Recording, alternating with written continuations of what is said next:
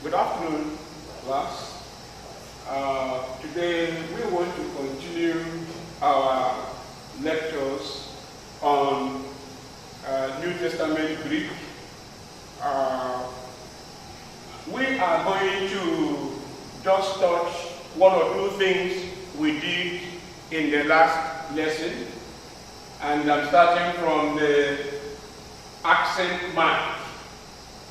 I believe you will recall that we have three accents in the Greek language: the acute, the circumflex, and the graph.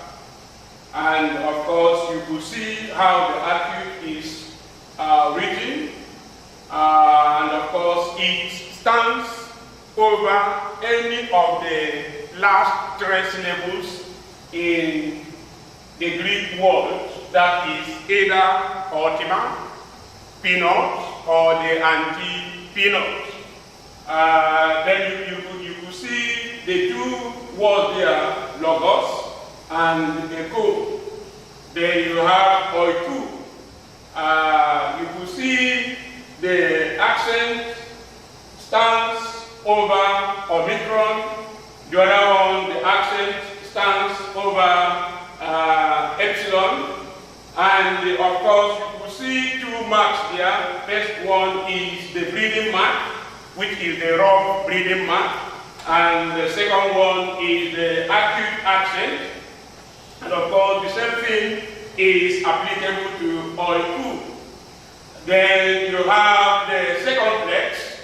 The circumflex is just one accent that can only stand on any of the two last syllables, the ultima or the peanuts.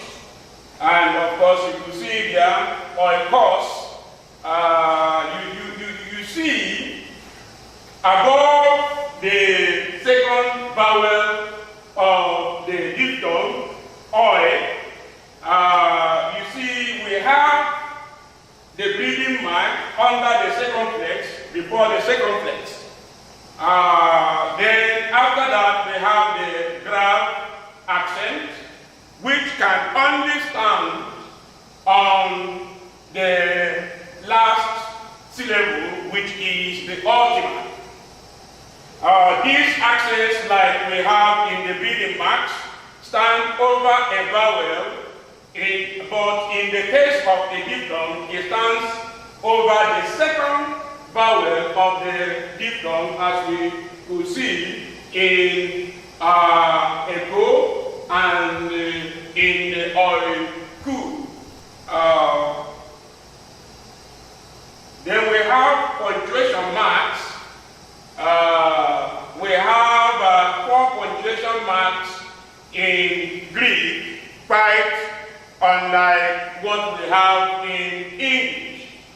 Now you have the period, you have the comma, you have the colon, and you have the semicolon. Now the period is more like our English period, and it is always written on the line of the writing. Then you have the comma, just like also we have it in the English language, but you have the colon standing above the line, and it plays 2 roles in Greek language. In Greek language, it could either, like if we are translating into English, wherever you see a colon in the translation, it could either be semicolon or a colon. Then, of course, that's what I just have said. Then you have the semicolon that is written nearly like our, like we have it in English. And also it is the question mark. Then you have now we want to look at the accent proper. As we just try to devise in the earlier stage, we just look at the alphabet, the diphthongs, the breathing marks, and an aspect of the accents, then the punctuation and the likes. Now let us look at the preliminary definitions. We have first the syllable. A syllable is several letters of a word taken together so as to form just a sound. We have several syllables, like we have just told you, 3 of them. The first syllable we just want to look at here is, this is just one of the examples of the syllable. You see here, I wrote down 2 different words. One is an English word, salvation, and the other is a Greek word, which is anthropos. You look at them, both of them have 3 syllables. This is what we call the ultima, and that is what we call the penult, and that is what we call the anti-penult. And look at it exemplified here. Please, there was a little mistake here. This ultima should be here. This is where this ultima should be. I think something happened when we are trying to convert it. All of them here constitute the ultima of any of these words. This is anthropos. Anthropos. And that is the Greek word for man, anyway. Then the other one is angelos. Angelos. That is our Greek word for the English angel. Then you have doulos. Doulos. Please, there was a mistake here. Something happened. I think something happened and it is very logos came here. We have doulos, then we have logos. Of course, this means slave or servant, and this means just the word we speak. The last syllable is known as the ultima, which I have talked about. Then we have the second to the last syllable, which we call the penult, and of course the other syllable is what we call the anti-penult.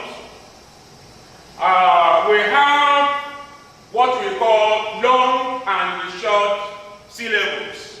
Of course, we also have it in English language. We say here that in the first instance, it will be important that you know at sight and again in memory the long and the short vowels.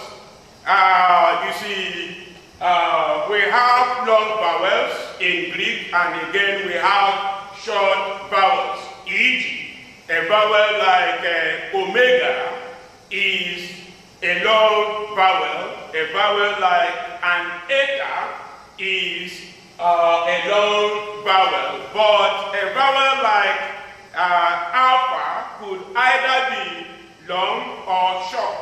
Upsilon could also either be long or short. There are some issues here. This is one of the things I was trying to talk about. So this one also was affected. I think something there. We have also traced, I think we have treated this. Then let us look at the general rules of accent. The basic principle in noun accent is that the accent remains constant. And what we are saying here is, we have a general rule for accent. E.g., the word luo. The word luo, which means to lose. Now, the word luo the accent naturally stands on the upsilon. The accent naturally stands on the upsilon. Now, generally, that very word low could become a noun, of course, by declension. Now, it could also be another aspect of the word. Now, when it begins to transit from a particular part of speech to another, or in the course of trying to decline it, it transits from a particular form to another. What rule of accent, tries to instruct is you try to maintain the initial rule of accent. Now, how do we look at it? When the ultima is long, automatically you put the acute accent on the P-note. But when it is short, of course, the acute accent goes to the anti-P-note. Now, look at the general rules.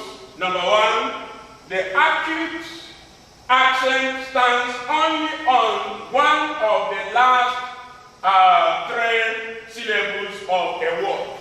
If you could recall, we tried to tell you at the beginning that the acute stands on any of the three syllables, either the ultima, the P-note, or the anti-P-note. So it can stand on any of them. The second one is that the circumflex accent cannot stand on a short syllable. Circumflex accent is an interesting accent. It tells you, don't put me on a short syllable. Then, if the ultima is long, then antipinot cannot be accented. And if the P-note is accented at all, it must have the acute, accent. Now, if the ultima is short, a long P-note must not have the circumflex. Are you there? If the ultima is long, then it can have either the acute or the circumflex accent, depending on the person who is writing. Now he says again. Let me take the last one. A long accented ultima takes a circumflex accent. When a long accented ultima, it can only just take an accent, a circumflex accent, except in the nominative and the accusative cases. Then it takes an acute accent. And again, when it is in that stuff, then when we meet next time, we will continue where we stop. God bless you.